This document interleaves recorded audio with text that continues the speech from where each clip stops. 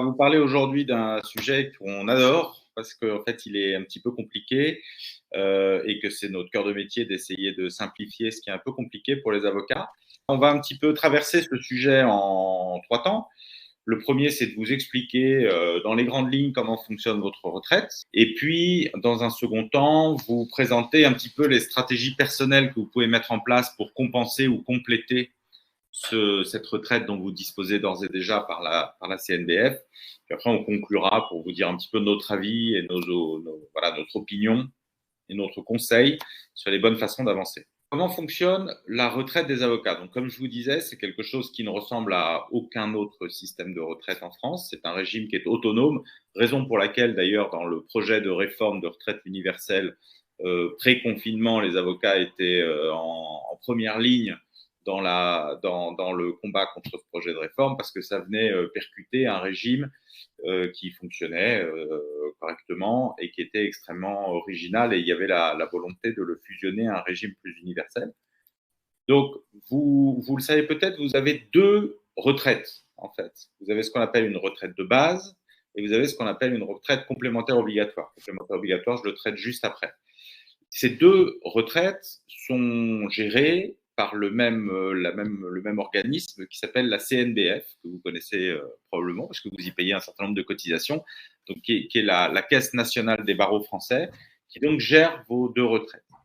La retraite de base, le principe, c'est que tous les mois, tous les ans, vous cotisez, pour partie une cotisation fixe, donc quelques milliers d'euros en fait de cotisation fixe, et une cotisation qui est proportionnelle à vos revenus. Donc, plus vous gagnez, plus votre BNC est important, plus votre assiette de cotisation est importante, plus vous allez cotiser pour cette retraite de base. Et vous allez pouvoir activer cette retraite de base à partir de l'âge légal de départ à la retraite. Donc, c'est 62 ans. Pour les plus jeunes générations, ça va progressivement passer à 64 ans. La spécificité de cette retraite de base, c'est qu'elle est forfaitaire, elle est fixe. Donc, en 2023, elle est de 1 525 euros par mois. Donc, c'est pas non plus très, très important. C'est ce qui faisait la vraie spécificité de la retraite des avocats, c'est qu'elle est plutôt très redistributive, du fait que effectivement vous cotisez en fonction de vos revenus, et en contrepartie, vous avez une retraite qui est la même pour la totalité des avocats, c'est-à-dire que ceux qui ont moins cotisé vont avoir la même retraite de base que ceux qui ont plus cotisé. Donc c'est là le caractère redistributif de la retraite des avocats, qui était un des arguments phares pour ne pas casser ce système-là.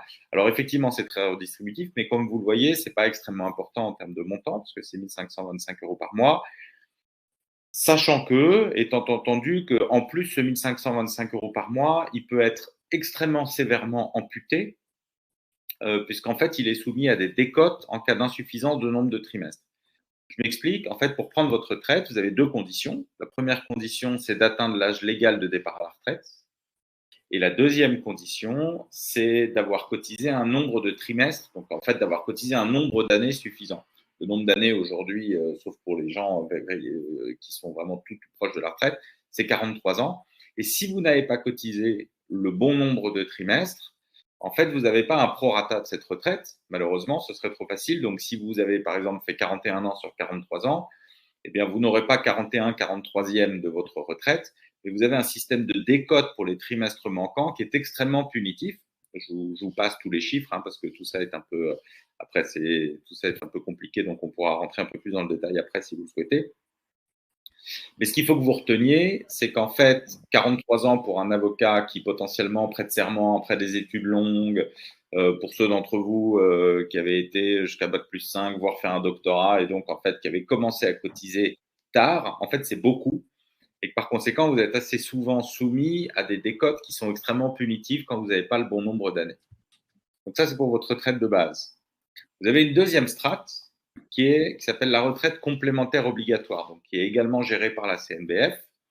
Et là, vous avez 4 classes de cotisation. Alors, ça doit vous dire quelque chose. Avant, il y en avait 5, elles portaient un autre nom. Enfin, les choses sont parfois un petit peu réformées. Elles l'ont été dernièrement. Donc, certains d'entre vous reconnaissent peut-être pas ce C3+, qui avant s'appelait C4. Mais enfin bon, on est un peu là dans l'épaisseur du trait. Donc, vous cotisez selon une classe de cotisation. Et là, le fonctionnement n'a strictement rien à voir. C'est-à-dire que vous allez cotiser exclusivement en fonction de vos revenus. Donc, si vous cotisez en C1, bah, vous choisissez un petit peu le niveau de base de la cotisation. Et donc, ça va être des taux de cotisation qui sont appliqués sur vos revenus par tranche de revenus. C'est-à-dire que le taux va augmenter au fur et à mesure que vos revenus augmentent. C2, bah, en fait, c'est la même chose, mais vous cotisez toujours un petit peu plus. C3, toujours un petit peu plus. Et C3+, c'est comme C3, sauf que vous cotisez encore plus sur vos hauts revenus. Le principe est le suivant. En fonction de vos revenus et donc de la classe de cotisation que vous avez choisie, si vous n'avez rien choisi, par défaut, vous êtes en C1, donc sur la classe de cotisation minimale.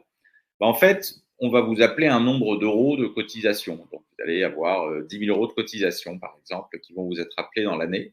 Avec ces cotisations, vous achetez des points et vous remplissez un petit panier de points. Les points, juste que vous l'ayez en tête, vous achetez 11,16 euros chaque point.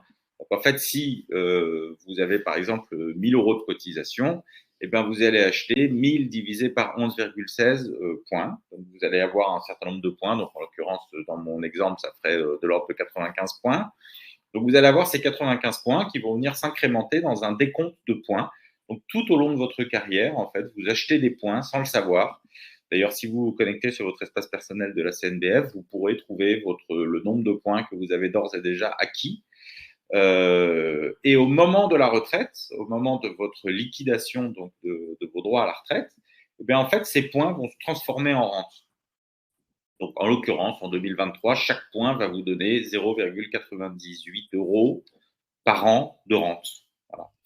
Euh, alors, par rapport à ça, ce qu'il est important de savoir aussi, c'est que sur ce régime complémentaire obligatoire, malheureusement, le point sur lequel je vous alertais pour votre retraite de base, vous êtes également soumis à des décotes très importantes en cas d'insuffisance du nombre de trimestres. Donc en fait, ça reste quelque chose qui est très embêtant si vous n'avez pas vos 43 années de cotisation. Donc effectivement, notre avis, enfin les carences du système, mais le système de la CNBF n'est pas spécialement plus mauvais que les autres systèmes, hein, mais les carences d'un système de retraite, ce qu'on appelle de base, donc de vos régimes de base, sont un peu au nombre de 4, si vous deviez en retenir que 4. La première, j'ai bien insisté dessus, en fait, c'est une durée de cotisation qui est très punitive, surtout pour les professions du chiffre et du droit comme vous, où en fait vous rentrez tardivement dans la vie active. Aujourd'hui, un avocat commence à prêter serment à 25 ans, donc 25 plus 43, je vous laisse faire le compte. En fait, les avocats sont rarement à 43 ans de cotisation, ou alors ils continuent à travailler effectivement extrêmement tard, mais s'ils souhaitaient liquider leur droit à la retraite dès 62 ou 64 ans, c'est un petit peu compliqué. Donc ça, c'est effectivement quelque chose qui est un petit peu sévère, et vous perdez beaucoup, enfin les décotes sont extrêmement rapides. La deuxième chose dans ces durées de cotisation très punitives, c'est que de plus en plus, en fait, on voit vos confrères et vous-même, il y en a probablement, vous pouvez le partager d'ailleurs dans le chat, des années d'expatriation qui peuvent se faire maintenant dans une vie professionnelle. C'est parfois, surtout si vous êtes dans les grands cabinets internationaux, pour certains d'entre vous, vous pouvez être amené un petit peu à quitter pendant quelques années vos cotisations en tant qu'avocat français. Donc là, c'est des choses qui sont horriblement compliquées.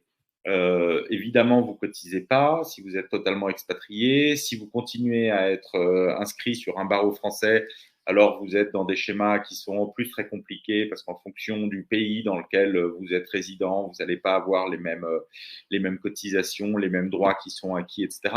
Donc ces 43 années de cotisation, c'est quelque chose qui est potentiellement, c'est un espèce de totem qui est potentiellement extrêmement punitif pour vous et qui en plus génère beaucoup de complexité si vous avez une vie professionnelle avec des allers-retours à l'étranger. Alors après, si certains d'entre vous étaient amenés à devenir salariés pendant quelques années, là, pour le coup, ça compte effectivement dans le nombre de trimestres. C'est pour ça que je parle d'expatriation et non pas d'aller-retour entre le salariat, une direction juridique et puis l'inscription au barreau. La deuxième chose, c'est que vous avez des conditions de reversion qui sont non souples. Ce qu'on appelle la reversion, c'est quand on meurt, quand on est à la retraite ou quand on n'est pas encore à la retraite. Et en fait, la CNBF ne vous laisse pas le choix de la reversion, donc que vous ayez ça en tête. Votre conjoint bénéficiera de 50% de votre retraite de base et de 60% de la retraite complémentaire en cas de reversion. On y viendra plus tard, mais dans un certain nombre de régimes plus privés sur lesquels vous auriez plus la main, c'est des paramètres sur lesquels vous avez vous-même la main. Et donc, vous décidez si vous voulez un peu plus de retraite, mais avec un peu moins de reversion, ou un peu moins de retraite, mais avec un peu plus de réversion. C'est-à-dire, vous pouvez faire des choses qui épousent un peu plus les contours de la réalité patrimoniale de votre foyer, ce qui est malheureusement pas le cas de la CNBF, puisque vous n'avez pas le choix d'opter pour un équilibre au niveau de la retraite, niveau de la reversion, qui vous ressemblerait un peu plus. Une petite question avant ça, pour revenir sur le point d'avant. Est-ce que les trimestres, donc vous avez parlé des années d'expatriation, est-ce que dans les cas où il y a des cas de maternité, est-ce que les trimestres perdus en cas de maternité sont compensés? Alors, exactement. En fait, dans les trimestres que vous acquérez, vous avez un certain nombre de… Donc, c'est vos trimestres de cotisation et vous avez des trimestres gratuits quand on a des enfants. Donc, la parentalité donne droit à des trimestres. Le service militaire, pour ceux qui l'ont fait, donne droit à des trimestres, même quand on n'a pas cotisé. Donc, effectivement, la parentalité n'est pas punitive de ce point de vue-là. Ok. Par contre, si après on prend un congé parental et que si après on prend un congé parental et qu'on s'arrête de travailler 2 ou 3 ans, enfin l'équivalent d'un congé parental pour les salariés, et qu'on s'arrête et qu'on se met du barreau pendant 2 ou 3 ans, et ben malheureusement là pour le coup ça compte pas. Voilà, ça compte pas. D'accord. Et Pour le après, régime général. mais au niveau minimum d'activité, etc., bah, on continuera à cotiser sur sa retraite de base. Donc la retraite de base continuera à s'incrémenter en termes de trimestre, mais la retraite complémentaire obligatoire, si on constate un BNC véritablement très très faible pendant quelques années, pour ceux qui le souhaitent ou qui font ce choix-là, bah, dans ces cas-là, effectivement, les années perdues de retraite de base ne seront malheureusement jamais compensées. Ce qui n'est pas le cas, par exemple, pour la retraite des salariés, où en fait, c'est les meilleures années qui finissent par compter. Donc, en fait, c'est plutôt plus punitif, malheureusement, pour les avocats, puisque le caractère complémentaire de la retraite est plus important que pour les salariés. Le troisième point, qui est un peu, de notre point de vue, une carence, enfin une carence, une spécificité, mais qui ne va pas dans le sens de la souplesse de la retraite CNBF, mais ça, c'est pas spécifiquement de la CNBF, c'est un peu toutes les retraites des régimes obligatoires. C'est une sortie qui est obligatoire en rente. On y viendra plus tard, mais quand vous construisez votre propre retraite, parfois vous pouvez faire des arbitrages entre la rente, le capital, qui sont beaucoup plus souples et qui vous ressemblent plus en fonction de ce dont vous avez besoin. Et enfin, le dernier point qui est un peu théorique, mais enfin, on a vu là en 3 ans qu'il y a eu 2 projets de réforme, d'ailleurs, qui ne se ressemblaient pas, mais donc il y a potentiellement une instabilité politique du système, c'est-à-dire que les réalités d'aujourd'hui, malheureusement, personne ne peut affirmer que ces réalités d'aujourd'hui seront celles de dans 5 ans, 10 ans, 15 ans, 20 ans. Or, quand on prépare sa retraite et qu'on se fixe un peu des objectifs en termes de retraite, il est très important d'asseoir ça sur quelque chose de stable, parce qu'on est sur quelque chose de très long terme. Quand on a 40 ans et qu'on commence à se poser la question de sa retraite, on se dit bah, il faut que les choix que je fais aujourd'hui puissent m'accompagner pendant encore 25 ans. Donc cette instabilité politique, cette possible instabilité politique du système, c'est plutôt quelque chose qui, de notre point de vue, est un caillou dans la chaussure de la CNBF. Donc à partir de ça, ce qu'il faut donc avoir en tête, donc si je résume, hein, vous avez une retraite de base qui est de 1 500 € par mois au mieux, et vous avez une retraite complémentaire qui va être fonction de vos revenus, qui peut être également de 1 000, 1 500, 2 000 € par mois supplémentaire, qui est fonction du nombre de points que vous avez acquis tout au long de votre carrière. L'un plus l'autre, il faut que vous ayez en tête, et nous, on sera a posteriori à disposition de ceux qui le souhaitent pour faire un petit peu des analyses plus fines sur les estimations individuelles des retraites de chacun. Mais il faut juste que vous ayez en tête que dans 99% des cas, la somme de ces 2 retraites est quelque chose d'insuffisant. C'est pas totalement anormal que ce soit insuffisant, pour la simple et bonne raison que les avocats cotisent assez significativement moins que les salariés. Donc, la retraite des avocats est assez significativement moindre en termes de ce qu'on appelle le taux de remplacement, c'est-à-dire ce que va représenter votre retraite par rapport à votre revenu en fin de carrière. Donc, en fait, la plupart des avocats voient un taux de remplacement qui est extrêmement faible pour ce qui est de leur retraite CNBF, d'où l'importance d'avoir préparé un peu en amont des retraites complémentaires perso. Alors vous avez évidemment l'impression de payer beaucoup de charges auprès de la CNBF pour ces problématiques de retraite, ce qui est exact, mais sachez cependant que vous cotisez très significativement moins que les salariés à même niveau de revenu. Alors pour les salariés, c'est un peu plus indolore parce que c'est à la fois caché dans les charges patronales et dans les charges salariales. Vous, effectivement, comme vous êtes les deux parties du dispositif, bah c'est sur votre personne, dans votre 2035, que va reposer la totalité de ces charges-là. Mais en tout cas, vous cotisez moins, donc vous avez une retraite moindre. Donc, un avocat qui souhaiterait avoir un petit peu le même système ou une retraite qui ressemblerait à une retraite d'un salarié est absolument obligé et contraint de compenser, de préparer en plus de sa retraite CNDF un certain nombre de prendre d'autres dispositions. Donc là, effectivement, voilà, c'est face aux carences, enfin, ce que j'ai expliqué avant du régime CNDF, il est important de construire des stratégies individuelles qui viennent compenser et compléter le régime de base de la CNDF. Alors voilà, il y a beaucoup de slides pour faire ta. Alors, il y a, de notre point de vue, trois grandes familles, de solutions. La première, c'est d'aller encore plus loin avec la CNBF. Et attendez, je le détail après, donc je ne vais pas trop parler, je vais peut-être juste vous présenter. Voilà. C'est d'aller encore plus loin avec la CNBF. On va rentrer après dans le détail de chacun de ces points. Le deuxième, c'est de ne pas forcément s'asseoir sur la CNBF, d'asseoir sa stratégie sur la CNBF, mais c'est plutôt de souscrire à titre perso des produits complémentaires de retraite. Et puis la troisième, et on le voit, et c'est tout à fait légitime, après c'est tout le reste de la construction de son patrimoine en se disant j'en aurai besoin un jour, donc on fait de l'immobilier locatif, on fait différents placements financiers, on investit dans… Et alors ça, là, après, c'est le grand monde du développement patrimonial, absolument tout est permis, l'art, le vin, les produits financiers, les produits immobiliers, enfin tout type de support peut être un support intéressant pour gérer son patrimoine. Mais on est moins dans des produits directement liés à la retraite, on est plutôt dans des produits qui visent à développer son patrimoine pour après l'utiliser potentiellement quand on en aura besoin à la retraite. Alors Antoine, une question d'un des participants. Donc c'est pas sur effectivement l'immobilier, placement financier, et cetera. Ça, on peut commencer à n'importe quel âge. Mais donc le participant nous demande si à 55 ans, il peut encore jouer sur ces deux premières propositions, sachant qu'il a commencé à travailler à 28 ans. Alors, voilà. Alors, clairement, d'abord, il n'est jamais trop tard.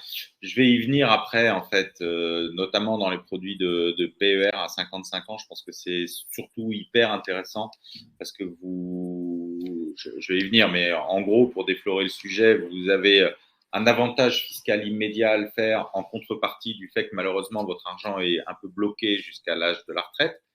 Ça veut dire que plus on s'approche de cet âge de la retraite, moins la contrepartie du blocage de l'argent est punitive. Donc, c'est-à-dire que vous allez bloquer assez peu de temps.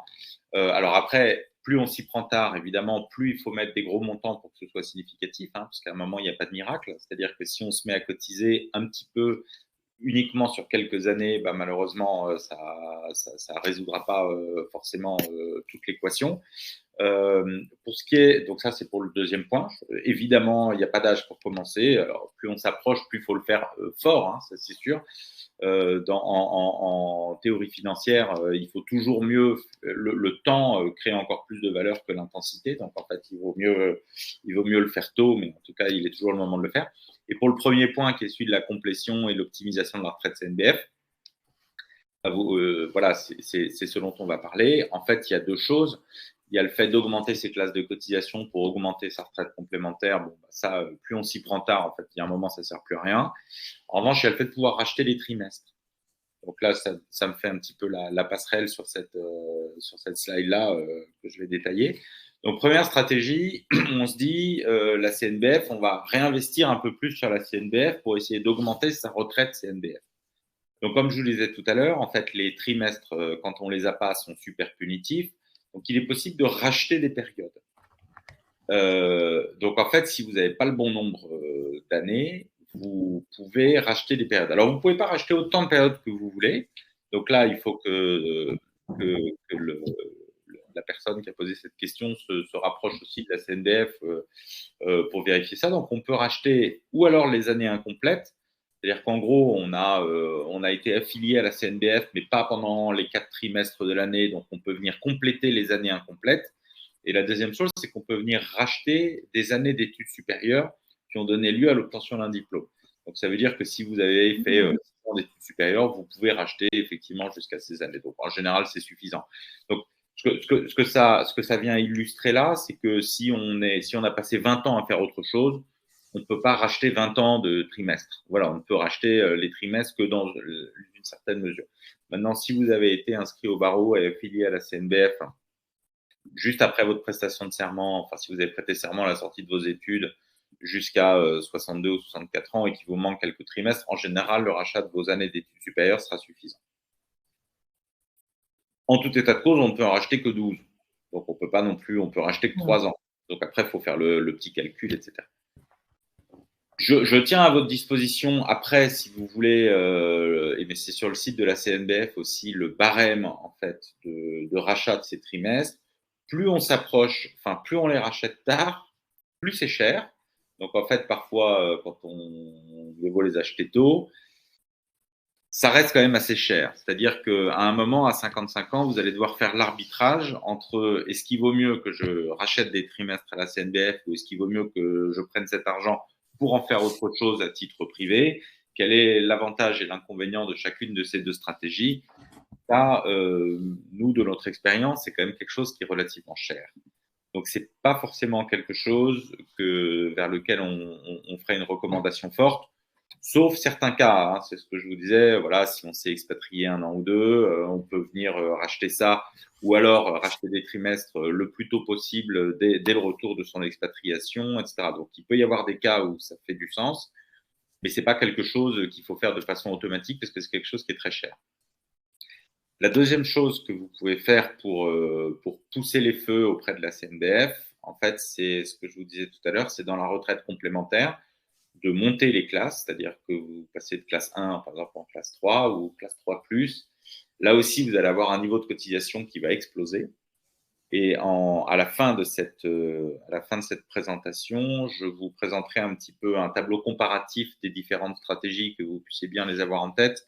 Donc, je ne vais pas forcément rentrer dans le détail là parce que ça va un peu étouffer la compréhension, mais tout à l'heure, on va regarder est-ce qu'il vaut mieux faire ça ou est-ce qu'il vaut mieux investir dans la CNBF ou est-ce qu'il vaut mieux investir dans des stratégies privées.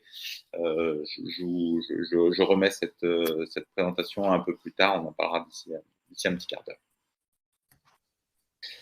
Deuxième classe effectivement de solutions, les produits complémentaires de retraite. Vous avez probablement tous entendu parler du PER. En fait, avant, ça portait un autre nom, ça s'appelait un Madelin.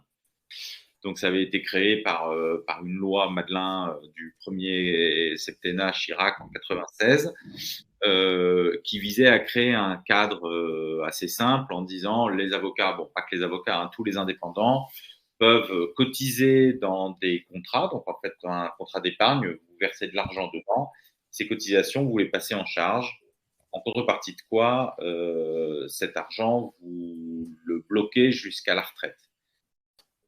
Ce Madelin, ça marchait, mais ça marchait pas très très bien parce que c'était plein de contraintes. Vous vous engagiez à continuer à cotiser tout au long de votre carrière. Il y avait des versements minimums. Donc en fait, les avocats se disaient mais si je fais une mauvaise année, si je change de cabinet, si je m'installe, etc., je suis un peu piégé par les engagements que j'ai pris. La deuxième chose, c'est qu'on ne pouvait sortir cet argent que sous forme de rente, donc que sous forme de retraite.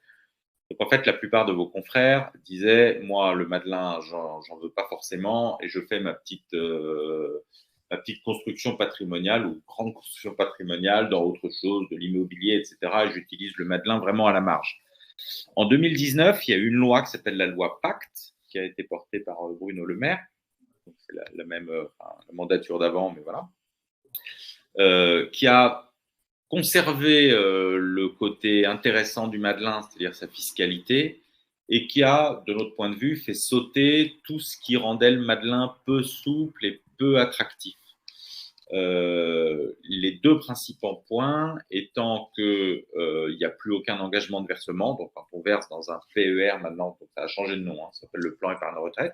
Quand on verse dans un PER, eh bien, on peut décider de verser une année 1 000 € par mois ou de verser une fois par an 12 000 €, et puis l'année d'après de ne plus verser, de suspendre 3 mois, etc.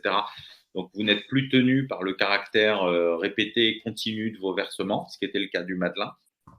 Il y avait un risque de requalification fiscale si on ne faisait pas ça dans le cas du Madelin, donc qui est terminé, qui a été levé par la réglementation. Et enfin, le deuxième point, qui était le truc très contraignant du Madelin, c'était le fait de ne pas pouvoir récupérer son argent autrement que sous forme de rente. Et on se disait, bah oui, mais bon, si jamais je meurs 2 ans après la retraite, en gros, j'ai tout perdu, quoi.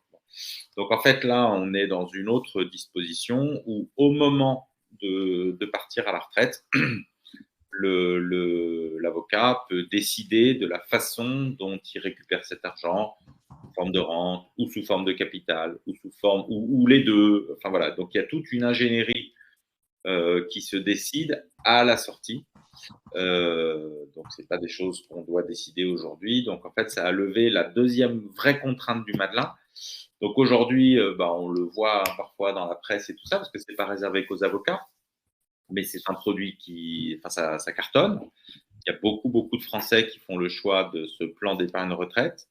Il y a une fiscalité qui est la suivante, c'est-à-dire que vous bénéficiez chacun, alors en le sachant ou sans le savoir, d'un plafond de déductibilité, Madelin, qui est fonction de votre BNC. Donc, la plupart d'entre vous, j'imagine, sont au BNC. Donc, en fait, vous bénéficiez d'un plafond qui est une formule de votre BNC. Donc, plus vous gagnez d'argent, plus votre plafond est important, dans la limite d'un plafond absolu, mais qui est assez haut, qui est de l'ordre de 80 000 € par an de versement dans votre PER. Donc, pour y arriver, c'est déjà extrêmement important. Et donc, en fait, tous les versements que vous allez faire, vous allez le passer en charge comme une autre charge professionnelle. Donc, dans votre 2035, vous allez le passer en charge, ce qui va venir réduire votre BNC et donc votre impôt sur le revenu. Donc, pour ceux d'entre vous qui payaient beaucoup d'impôts sur le revenu dans ce qu'on appelle la tranche marginale, c'est-à-dire sur la partie haute de vos revenus, on est très, très vite à 30%, que vous ayez ça en tête, assez rapidement à 41%, voire à 45% pour ceux d'entre vous qui gagnent le mieux leur vie. Donc, en fait, il y a un avantage fiscal extrêmement important à le faire. Alors, effectivement, il y a des contreparties. La contrepartie, c'est que cet argent est bloqué, sauf un certain nombre de cas de déblocage anticipé, mais partez du principe que c'est pas fait pour, c'est ou des cas horribles, type décès, invalidité, etc., faillite, ou des cas type acquisition de résidence principale, mais pour des raisons dans lesquelles je rentre pas, c'est pas très intéressant, c'est pas fait pour. Mais voilà, donc c'est un élément qui, de notre point de vue, est absolument indispensable. De notre point de vue également, le plafond dont vous disposez est trop important. C'est extrêmement rare d'aller dans la limite de son plafond.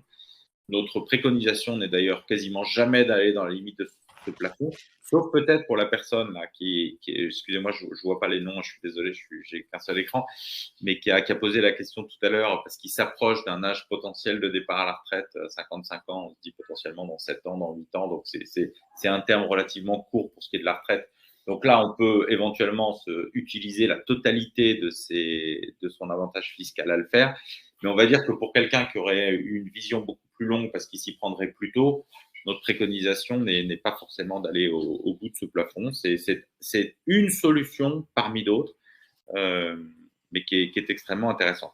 Sur l'assurance vie, est-ce que c'est la même Alors, je vous interromps, Antoine. Une autre question d'une participante, c'est est-ce qu'il est intéressant d'ouvrir un PER quand on est au micro-BNC?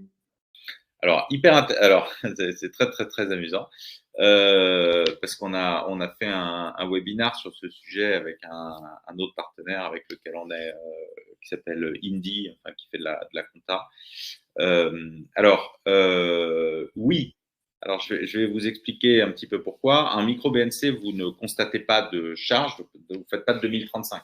Vous avez un forfait de charge de 34% pour le calcul de votre base imposable à l'impôt sur le revenu. Donc, effectivement, quand vous souscrivez des contrats qu'on appelle Madelin, que ce soit de prévoyance, de mutuelle ou de PER, vous n'allez pas constater ces charges professionnelles. Donc, on pourrait penser que en tant que micro-BNC, vous ne pouvez pas les déduire. Alors en fait, c'est pas tout à fait, c'est faux. C'est-à-dire qu'il y a une possibilité de les déduire. C'est-à-dire que le PER s'adresse à tout le monde. C'est-à-dire qu'il peut s'adresser ou aux professionnels, dont les avocats, qui vont le passer dans leur charge professionnelle, mais il s'adresse aussi à la totalité des Français. C'est-à-dire les salariés peuvent ouvrir un PER. Simplement, ils ont un plafond de déductibilité qui est un peu moindre. Et les salariés, ils ne vont pas le déduire de leurs frais professionnels parce qu'ils n'ont pas de frais professionnels, mais ils vont le déduire directement sur leur feuille d'impôt sur le revenu et ça va venir réduire leur assiette imposable à l'impôt sur le revenu. Donc pour les avocats présents ou pas présents qui sont au micro-BNC, notre recommandation, c'est de commencer effectivement à préparer leur retraite, mais surtout juste de bien le déclarer. C'est-à-dire qu'ils ne peuvent pas effectivement le déclarer en charge professionnelle parce qu'ils ne font pas de 2035, mais ils vont le déclarer directement dans leur déclaration d'impôt sur le revenu, dans une case qui s'appelle 6NS. Voilà. On pourra reprendre ce point en privé si vous le souhaitez, si quelqu'un est intéressé pour avoir plus de détails là-dessus. Et donc, le déduire directement sur sa feuille d'impôt sur le revenu. Le jour où on quitte le micro-BNC, on arrête de le déclarer comme ça et on le redéclare en charge professionnelle dans sa déclaration 2035. Voilà, j'espère que j'ai répondu à votre question. Si vous voulez plus de détails, je serai à votre disposition. Merci Antoine. Je vous en prie. Et enfin, effectivement, comme je vous montrais tout à l'heure, donc sur les produits complémentaires, donc il y a le PER et l'assurance vie. L'assurance vie, c'est exactement comme un PER, c'est exactement pareil. C'est-à-dire que vous mettez de l'argent dans un contrat d'assurance vie. Vous gérez cet argent comme bon vous semble, donc ça peut aller de la gestion la plus prudente jusqu'à la gestion la plus dynamique, la plus agressive. La seule différence entre un PER et une assurance vie, c'est que vous n'avez pas d'avantage fiscal à mettre cet argent à l'entrée. C'est-à-dire si vous mettez 1 000 €, en fait, vous le déduisez de rien du tout. Hein. Enfin, vous ne le déduisez pas de votre assiette d'impôt sur le revenu. En contrepartie de quoi, vous n'avez pas non plus l'inconvénient, la spécificité du PER qui est que vous bloquez cet argent. Donc, c'est le même type de contrat, sauf que vous êtes plus souple pour sortir et vous n'avez pas l'avantage fiscal à faire à l'entrée. Donc, dans une stratégie de préparation de la retraite pour un avocat, à un moment, vous allez vous dire, alors j'ai ces deux leviers-là, un levier fiscalité mais bloqué et un levier pas fiscalité mais souple. Et donc, en fonction, petit 1, du niveau d'impôt que vous payez, donc de l'intérêt d'une certaine façon de l'incentive fiscal, et petit 2, d'éventuels autres plans que vous pourriez avoir dans la vie, donc en vous disant, bah, moi je suis d'accord pour préparer ma retraite, mais si jamais je venais à changer d'avis dans 3 ans parce que finalement je décide d'aller m'installer ailleurs, ou finalement je décide de m'acheter un appart, ou finalement, etc., je veux quand même pouvoir bénéficier de cet argent. En fonction de ça, il y a des arbitrages qui vont être réalisés par vous sur intérêt fiscal versus ce qu'on appelle liquidité, c'est-à-dire est-ce que mon truc reste liquide, est-ce que mon argent, je peux quand même en disposer absolument quand je veux pour les raisons que je désire. Donc en fait, c'est deux produits qui sont extrêmement complémentaires. Ce que vous savez probablement aussi, c'est que vous pouvez avoir plusieurs assurances vie. Donc nous, notre recommandation, c'est de vous dire, j'ouvre un contrat d'assurance vie qui va me servir dans une stratégie retraite. Si après, vous avez d'autres ambitions avec l'assurance vie, vous pouvez tout à fait en avoir une autre. Enfin, de ne pas mélanger tous vos sujets et de vous dire, pour préparer ma retraite, j'ouvre un PER, j'ouvre une assurance vie et je décide après de jouer avec le conseil, idéalement, de quelqu'un d'un peu avisé. Je décide de jouer sur le niveau de mes versements dans chacun de ces deux contrats en fonction de mes revenus de l'année, de ma fiscalité, qui peut aussi être amenée à évoluer, etc. Et donc, de faire vivre tout ça pour qu'à la retraite, vous vous ayez ces sommes qui vous soient disponibles. J'en ai fini de ces stratégies alternatives. Alors, je ne suis pas rentré après dans tout le monde des autres stratégies patrimoniales, là, hein. L'immobilier, les placements financiers, le fait d'acheter des œuvres d'art, du vin, des primeurs, enfin, ça vous faites absolument après tout ce que vous voulez. Ça, c'est le grand monde de la gestion de patrimoine qui n'est pas directement lié à la retraite, évidemment, mais qui, enfin, nous, on rencontre beaucoup de vos confrères qui disent, écoutez, moi, à la retraite, j'ai fait le choix, par exemple, de faire beaucoup d'immobilier locatif et donc je table dessus. Alors après, on peut discuter, est-ce que c'est bien, est-ce que c'est pas bien, etc. Mais voilà, il y a un monde entier qui est également possible pour préparer sa retraite et se projeter dans des revenus un peu plus tard. Maintenant, je vais vous proposer, puisqu'il nous reste quelques minutes, de traverser un petit peu ce tableau. Alors, vous l'aurez en replay, donc mais de comparer un petit peu, comme je vous disais, où on pousse un peu les feux auprès de la CNBF en cotisant plus, ou au contraire, on reste au minima de la CNBF et l'argent qu'on ne donne pas à la CNBF, on le met dans un PER perso. L'idée là, c'est de vous montrer que, et bon, ça prêche pour notre paroisse, mais pas que, enfin, c'est assez factuel, c'est que le PER est en tout point supérieur au fait d'augmenter vos cotisations auprès de la CNBF, à la fois pour ce qui est de la reversion, parce que la reversion de la CNBF, comme je disais tout à l'heure, elle n'est pas souple. Dans un contrat PER, vous décidez totalement en fait, du niveau de reversion que vous souhaitez. Vous ne le décidez pas maintenant, vous le décidez au moment de prendre votre retraite. Pour ce qui est des conditions de liquidation, donc quand vous liquidez la retraite CNBF, je crois que j'ai suffisamment insisté dessus, et vous êtes super puni si vous n'avez pas le bon nombre de trimestres, bah, le PER, en fait, ça n'a rien à voir avec ça. Il n'y a pas de sujet de nombre de trimestres minimum, donc toutes les sommes que vous avez cotisées dans votre PER, elles vous sont acquises, donc il n'y a pas de risque de décote. Pour ce qui est des modalités de sortie, d'un côté, vous pouvez n'avoir qu'une rente, donc en fait, une retraite, quoi, un revenu de retraite. De l'autre côté, vous pouvez avoir des rentes ou du capital. Il y a différents types de rentes, un peu plus au début, un peu moins. C'est beaucoup, beaucoup plus souple.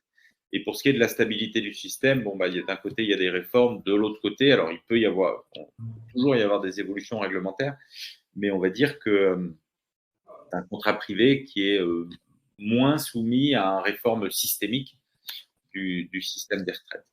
Donc là, c'était un petit peu pour vous dire, pour conclure, si on reprend un peu le fil de nos échanges, vous avez une retraite de base CNBF qui est fichue d'une certaine façon, de toute façon, vous n'avez pas le choix, donc qui est très convenable aussi, hein, mais qui est insuffisante. Pour la compenser, ou vous allez plus loin avec la CNBF, ou vous partez sur les stratégies privées. Et sur des stratégies privées, notre conviction absolue, du fait notamment de ce tableau comparatif, c'est qu'en fait, il vaut mieux partir sur des stratégies privées que sur le fait d'augmenter les feux auprès de la CNBF pour ces motifs-là. Voilà, j'espère ne pas avoir été trop long. Nous, c'est un sujet qui nous intéresse beaucoup, c'est notre cœur de métier. Après, de façon individuelle, les réalités pour l'un ne sont pas forcément les réalités pour l'autre. C'est quelque chose qui touche à la fois au rapport à l'argent, au rapport au patrimoine, à la façon dont on se projette dans le temps, à la fiscalité, à la construction un petit peu de son foyer fiscal. Est-ce qu'on souhaite ou pas protéger telle ou telle personne en cas de… Donc, c'est des sujets qui sont personnels. C'est pour ça que notre métier consiste à réaliser des études individuelles avec chacun de vos confrères et tous les avocats qui le souhaitent. Voilà. Je ne sais pas s'il y a d'autres questions. Alors, il y a une question. Merci Antoine. En tout cas, c'était très clair. Même pour moi qui ne suis pas dans ce sujet de retraite d'avocat, retraite sûrement un jour, mais je ne suis pas avocate, mais c'était très clair. Et donc, merci beaucoup. Il y a une question d'une avocate qui demande si on peut débloquer son PER à 62 ans sans officiellement partir à la retraite. Oui, c'est l'un des avantages du PER versus le Madelin, c'est qu'en fait, ce n'est pas soumis à la liquidation de votre retraite CNBF. Donc, c'est deux choses qui sont totalement décorrélées. Dans le PER, vous pouvez liquider votre PER. Alors, il n'y a pas marqué à 62 ans dans vos conditions générales, il y a marqué à l'âge légal de départ à la retraite. Donc, si vous vous approchez de ces 62 ans, votre âge légal va rester 62 ans. pour ceux qui ouvrent un PER et dont l'âge légal de départ à la retraite sera 64, bah, ça deviendra 64. En tout état de cause, quel que soit cet âge légal de départ à la retraite, ce n'est pas conditionné par la liquidation de votre retraite CNBF. Donc, c'est deux systèmes qui sont totalement décorrélés. Ok. Très bien, merci pour cette réponse. Alors, est-ce qu'il y a d'autres questions? Donc évidemment qu'il y en a qui sont arrivés en cours de route. Rassurez-vous, nous enverrons un replay du webinaire par email. Vous pouvez aussi retrouver sur notre site maîtrise.justifit, qui est un blog à l'intention des avocats sur lequel il y a les replays de tous nos webinaires. Et nous avons aussi mis en ligne des articles sur la retraite qui compléteront aussi les informations, Antoine, Olivier, que vous avez pu donner. Donc, n'hésitez pas à les consulter.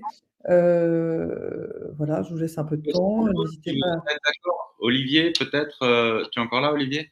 Oui, toujours. C'est peut-être dans le chat, pour ceux qui le souhaitent, de poster un lien de rendez-vous si certains d'entre vous voulaient parler de façon plus individuelle de ce. Mais je crois que mon chat n'est pas à jour parce que Non, mais Antoine, nous chargerons de donner vos coordonnées. Donc, Cool. voilà. Ouais. On vous donnera les coordonnées d'Olivier et Antoine.